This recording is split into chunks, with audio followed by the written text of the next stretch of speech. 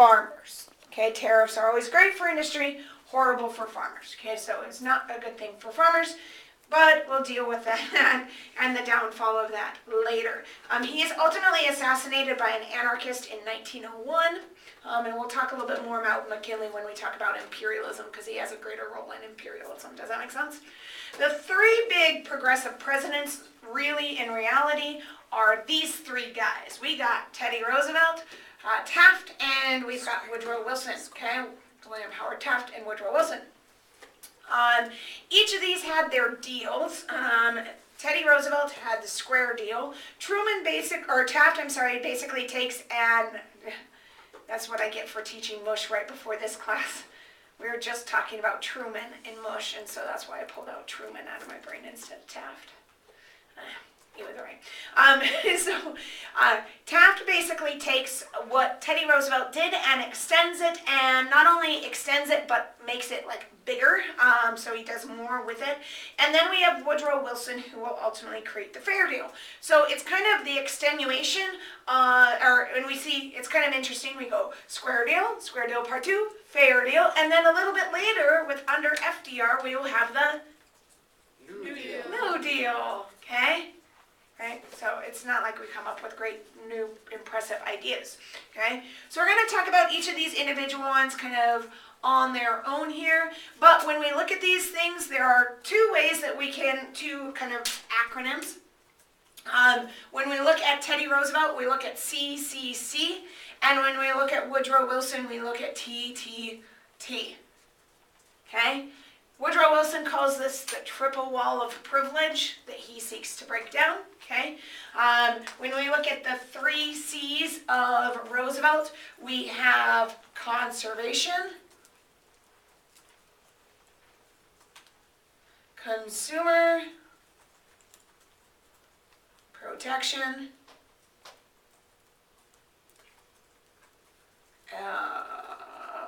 what's my last C? Conservation, consumer protection, and that's what it is.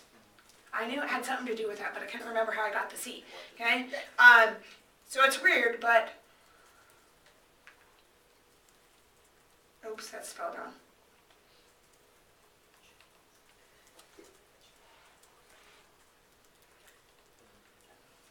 I'm gonna have to do it differently.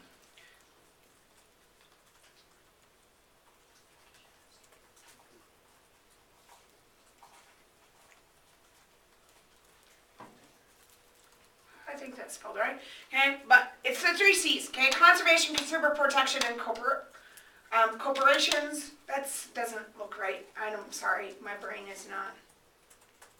I just whatever. Business, yeah, corporate businesses.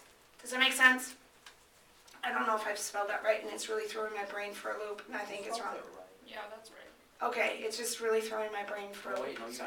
Wait, No, I no, didn't. replace that You did D not. after It's T with an O. C-O-R-P-O. O-R, thank you. I was like, that does not look correct, but okay. But those are his 3 C's, okay? The triple wall of privilege under Wilson are tariffs, trusts, and and I think it's banks. Let me double check, so I don't tell you wrong. I don't want to tell you incorrectly.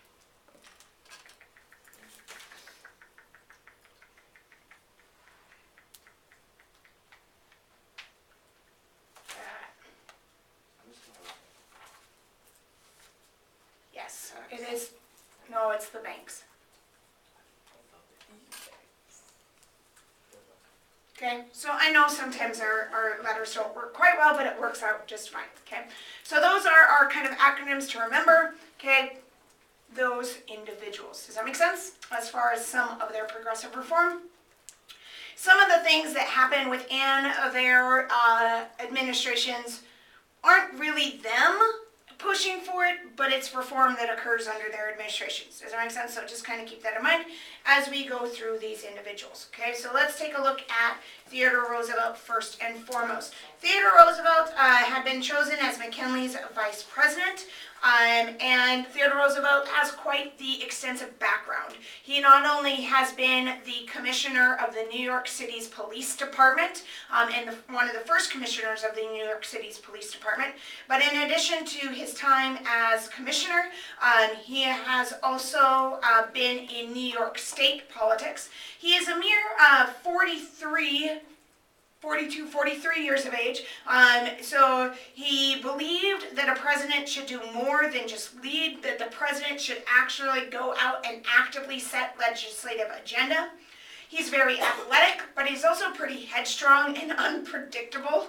And as you can see from a lot of his pictures, he had a very exuberant personality, so that he was very well liked. He is reform-minded, although sometimes people look at him as to be more a moderate reformer.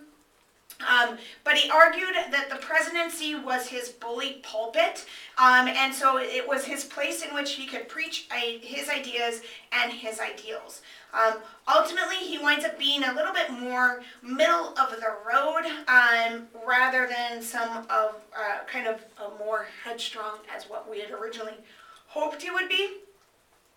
But much like Jackson, he often bypassed congressional opposition by simply doing an end run around them and creating legislation using executive privilege and the executive order. Okay, he neither favored business nor labor rights, and so oftentimes in Theodore Roosevelt's legislative pieces, they're kind of a little bit one and the other, but he argued that there should be a square deal for everyone. Okay? They argued that the capitalist system was a system that needed to be regulated by the United States government, and that it couldn't just be allowed to do whatever that it wanted to. So in that way, he argued that he was a Hamiltonian through Jeffersonian ends. So Hamiltonian means through Jeffersonian ends. He was a very strong activist for the rights of the individual common man and the things that would benefit that common man. And he often also argued for individuals to get outside and to enjoy the outdoors. This is largely because Roosevelt grows up as a rather sickly child, spends a lot of time in the great outdoors, and develops a great love for the great outdoors, and as a direct result of that, believes that it is that has allowed him to survive and actually thrive. Roosevelt also has military experience, as we have seen with many of our presidents. In fact, Roosevelt will wind up going on to be a leader in the Spanish-American War. He will lead the Rough Riders up San Juan Hill in Puerto Rico and ultimately help for a U.S. victory. He also is very well known in this region because of his time spent in the Badlands. So usually you guys learn quite a bit about Teddy Roosevelt. Yes, no, someone, so yeah. Usually in like elementary school, it's like Teddy Roosevelt, and then Teddy Roosevelt. Don't forget Lincoln. And some Lincoln, and some Teddy Roosevelt. Okay, so you guys get quite a bit of them. Then, depending on what elementary school that you went to, you may have gotten like extra Teddy Roosevelt. So it just kind of depends. But he did believe in that regulation and believed that the government should act as a check and balance system. Okay. Under his square deal, above and beyond regulating the business, he believed that within business that there were, where am I at? What am I doing here? Why did it go black? That's weird. Okay. Sorry. He believed within businesses that there were good trusts and bad trusts. And so he argued that these businesses that were creating these large conglomerates, these large monopolies, in some instances they were actually in the good and in the public interest, in the greater good for everybody. So one example of this today would be like your cable companies. They're a trust, but they're a trust that's in the best interest of the greater public. Does that make sense? And the reason why is because without a cable company laying all the Ethernet and whatever. I'm not that tech savvy, so, but all the like wiring that is necessary. You may not have internet in a newly developing community. Does that make sense? Or you may not have internet in a small rural community. But because of these companies you do, so therefore they should be allowed to have that monopoly. Same with like healthcare systems. Healthcare systems, yes, formulate monopolies, and that allows them to, in a certain extent, charge extra prices. But without that monopoly, or without that, you may not have as much healthcare access in a rural population or in a smaller area. Does that make sense? Okay. And so in those cases, he argued that those were good trusts. Okay, they were business conglomerates that actually served the best of the public interest. But he also argued that there were some that were bad trusts. Some that, because they existed, they allowed for the huge price charges on certain items, and those huge conglomerates argue would be too powerful and would actually be detrimental to the average citizen. One of those that he felt was too large and was a bad trust were the monopolization of the railroads, in particular the railroads that went through the northwestern portion of the United States. Those ones that he had personally seen, and personally seen their power over the people of small states like North Dakota. And so he actively sought to break up some of those those trusts, those railroad trusts, in particular Northern Securities Companies, which he seeks to break up in 1902. He often took them on the side of the labor, and utilized, and was the first to utilize the Sherman Antitrust Act to break up the businesses rather than break up the unions. Okay. He also believed that sometimes there needed to be, or that we needed to actively, as a government, work to limit corruption in the workplace, and of course, conservation within there as well. A mere 5 months into his presidency, he is challenged by Northern Securities. Okay, Northern Securities is a monopoly of the Northwest Railroads that was owned. It's a trust owned by J.P. Morgan and James J. Hill. James J. Hill should be a name that is familiar to you guys, because it is because of James J. Hill and a guy by the name of Alexander Griggs that North Dakota, quite frankly, is even on the map. Pretty much. Does that make sense? Okay. So if you ever have to take a North Dakota history class, you'll learn a lot about James J. Hill and Alexander Griggs. Griggs, for that matter, the reason why Grand Forks is a town is because Griggs was traveling up the Red River to go to Canada and was trading, and they needed a place to like stop and like refuel and kind of rest and whatever. Not actually legitimately refuel, but like refuel themselves and find food and whatever else. And so he got to this fork in the river and decided to stop in the fork of the river, and hence Grand Forks. Okay. Okay. James J. Hill is the pioneer of the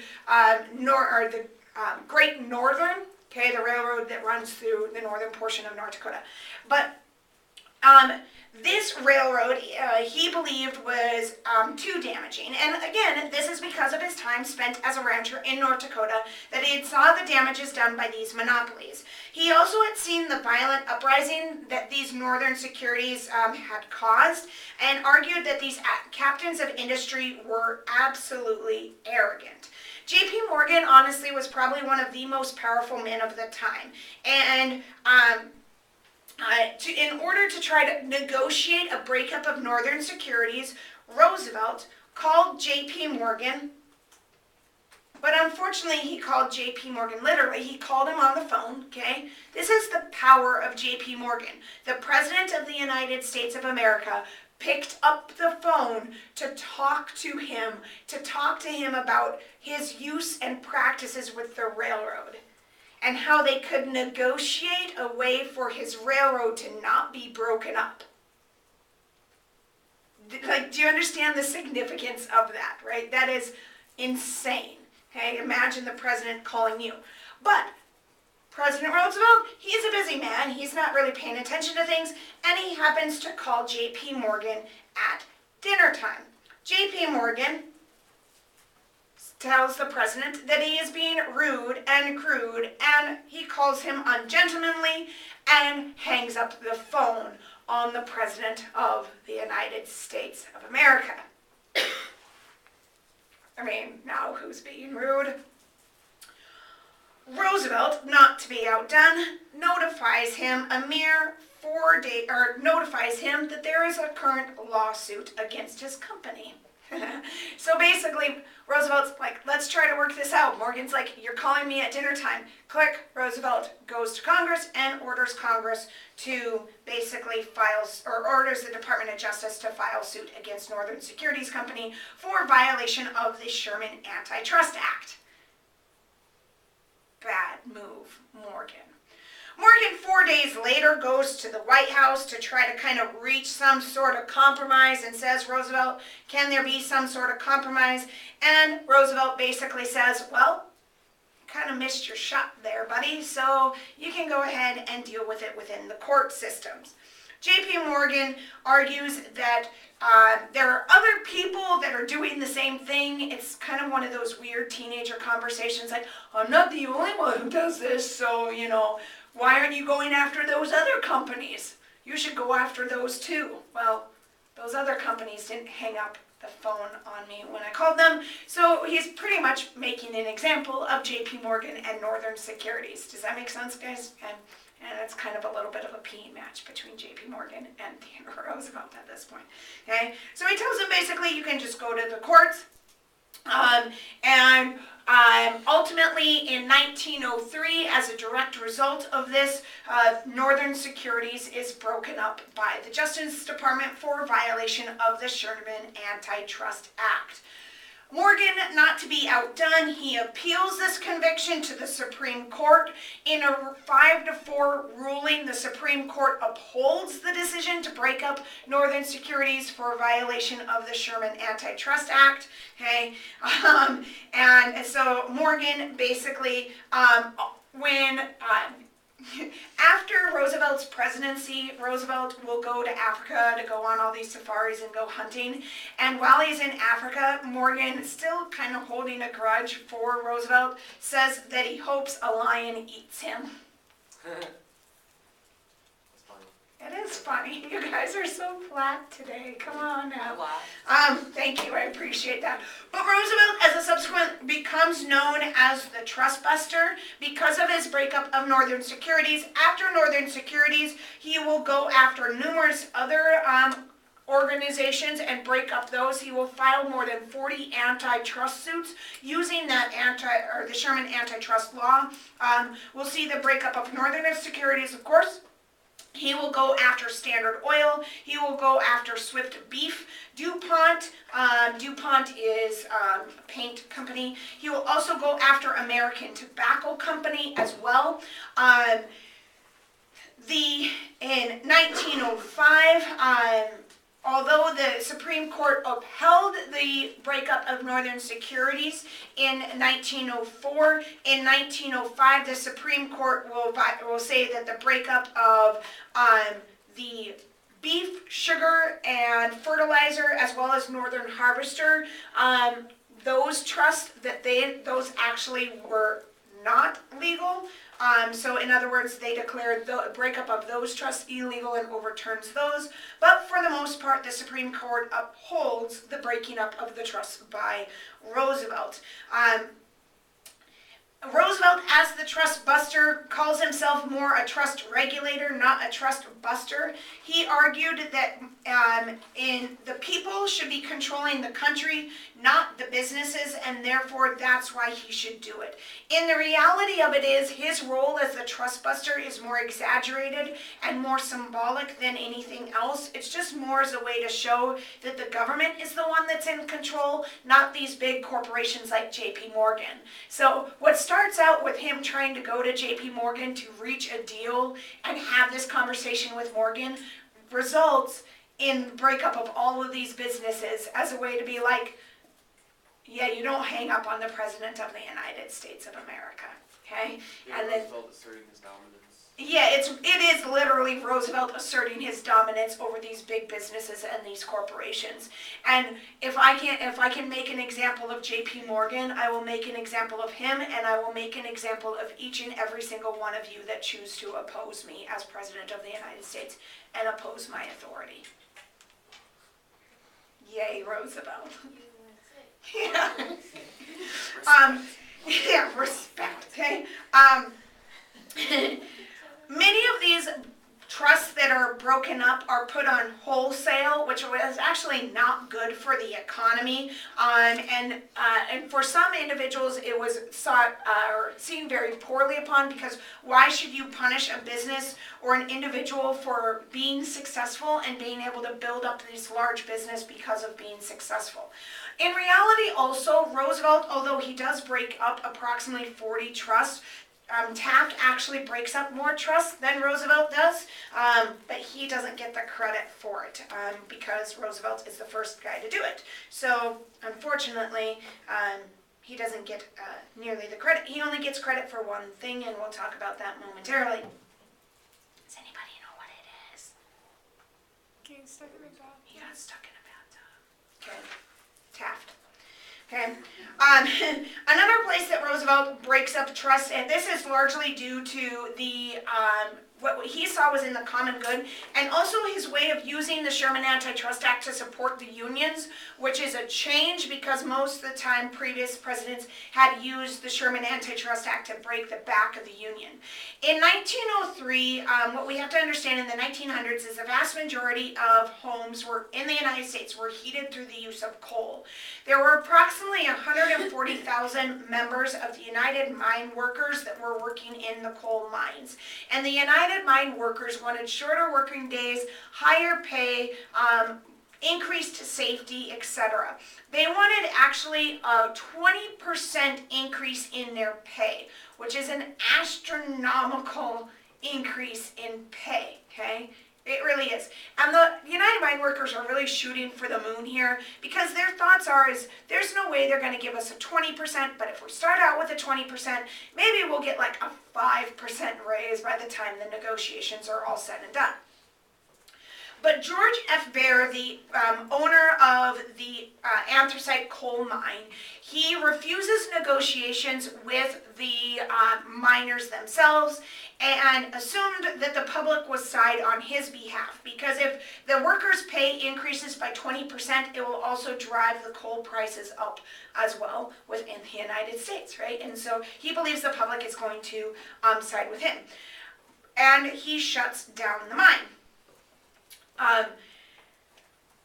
Theodore Roosevelt decides to call a conference to the White House of both the United leaders in the United Mine Workers and the owners of the mine itself. The union agreed, the owners said no. Theodore Roosevelt says, if you don't meet with me and you don't reopen the mines, I will bring in the troops, and I will run the mines with the troops and demand that there will be prosecution of the leaders. He is trying to change the precedent that was set by Cleveland in aiding the union a little bit here and acting as more of a negotiator. Now the reality of it is, this is the biggest reason why he sides on behalf of the workers with the coal mine, is because so much of Americans' homes were heated by coal. The strike actually begins in late November, and so had the strike continued to go on, many of Americans would have literally froze in the middle of the winter. And so he looks at this as, I have to do this as part of the public interest. It's not about the needs of the employer or needs even of the worker. Now the miners, although they don't get exactly what they wanted, they are able to get a 10% wage increase, and they get a guaranteed 9-hour work day. They also, though, will see that their union kind of starts to fall apart as part of that negotiation. They're not able to have an official union anymore within the mine. And we do see a 10% increase in the price of coal, but at least it's not a 20% increase as the workers had demanded. And again, it is the first time that the government will take the side of labor in a dispute.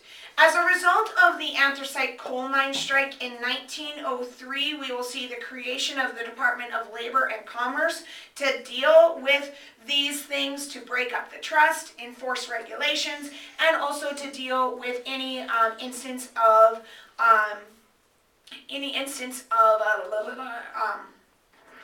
a strike or anything like that. So the president isn't having to regulate it directly himself.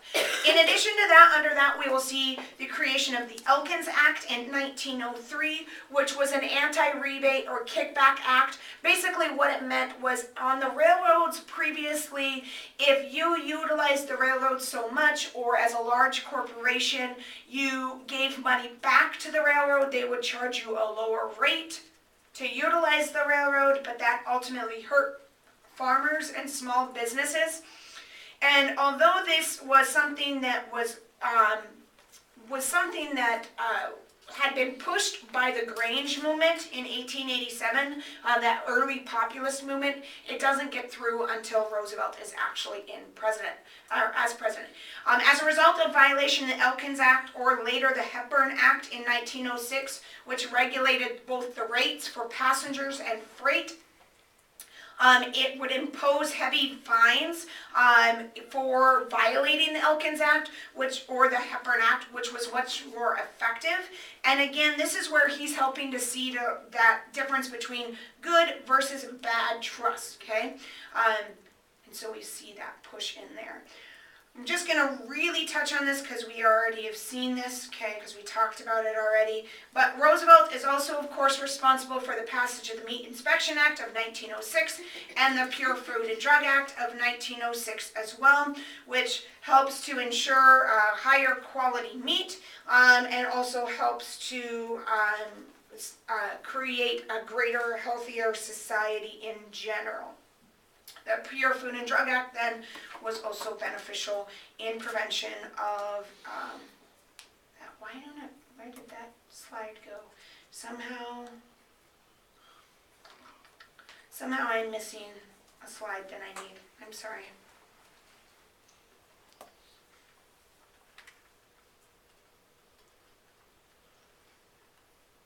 I have no idea what I did with it. I'll just tell you about it, I guess. Oh, I know why. It's because we already talked about it because it's in a different chapter. Never mind. Conservation, right? Theodore Roosevelt, also highly known for that conservation, right? We'll see him save forest 125 acres of reserves, which is 3 times as much as anybody that came before him. But within that, then, we'll see the founding of the National Park System. 5 parks, 60 national monuments, and 53 wildlife reserves are created as a direct result of Theodore Roosevelt and his conservation movement. Okay?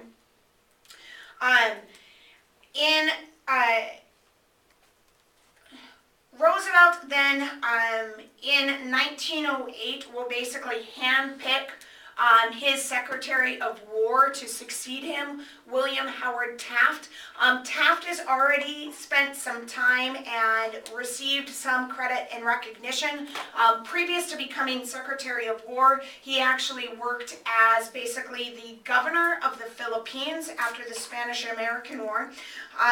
And Roosevelt wanted to maintain that 2-year tradition, so even though he could have effectively and easily won a 3rd term in office, he decided not to do that. He will later run for a 3rd term in office, but for now he's like, no, I'm going to maintain the tradition, and he steps down, but he does basically handpick his successor for William Howard Taft. Taft had promised to basically continue many of the policies done by Roosevelt, but he largely, in some ways, lacks some of the guts of Roosevelt. He's not nearly as formidable of a man. He is much more self-conscious, and largely that's because of the fact of his weight as a whole. But he will file over 90 suits against the trust. He will disillusion and break up many of them, including one in which Roosevelt had personally maintained the trust because he thought it was one that was there for the positive good. This was U.S. Steel in particular, and Roosevelt felt that this was actually a direct attack on his integrity. Taft is able to beat William Jennings Bryan. It will be the third time that William Jennings Bryan is defeated, and the last time that William Jennings Bryan will run for office. Sucks. Yeah, Poor man. He's like, Yeah. Worked so hard. he tried. I mean, he did try. Unfortunately, though, Taft is most largely known as a president for this event rather than anything else. Taft, as I said, was a large man. He had always struggled with his weight. And to be honest, if we were to test him today, we would probably find that Taft actually had a thyroid or some sort of other hormonal condition, because he wasn't just like a lazy slob who just sat there and ate and ate and ate. He just could never maintain his weight, despite his best efforts to do so. And it always made him very, very self-conscious of that weight, and ultimately also made him not nearly as outgoing, and he would utilize his advisors more than directly talk with people. He would have never been somebody like Roosevelt to pick up a phone and call J.P. Morgan directly. Does that make sense? Because he just doesn't have that personal conviction, or that, what's the word that I'm looking for? Initiative. That confidence or initiative to do that. But he is mostly known for, unfortunately, getting stuck in the White House bathtub. And what you have to also understand about the White House bathtub is two things.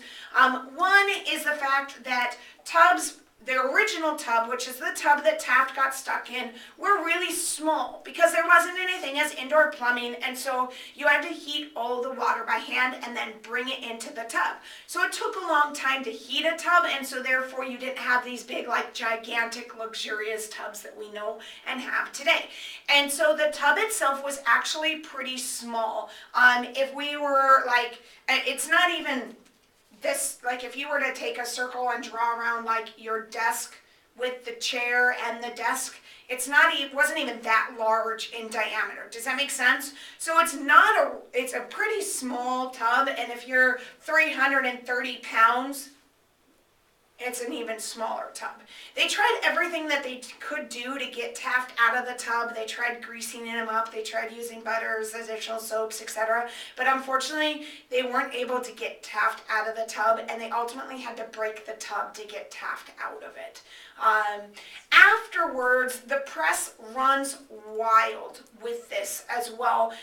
There had always kind of been this idea within the press that you would never really put the president out on blast, but unfortunately Taft did not escape this.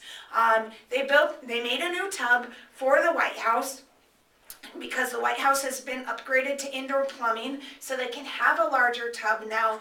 And unfortunately, this picture was leaked to the press, showing 4 grown men in it, and above it it says the bathtub of Mr. Taft, made by J.L. Mott and J.L. Mott Ironworks. But the caption above it was, "Let's see Taft get stuck in this one." So, as you can about imagine, somebody who doesn't have a lot of confidence to begin with, and now all of society is basically making fun of him for his weight and his size. It does not do him any good in that way.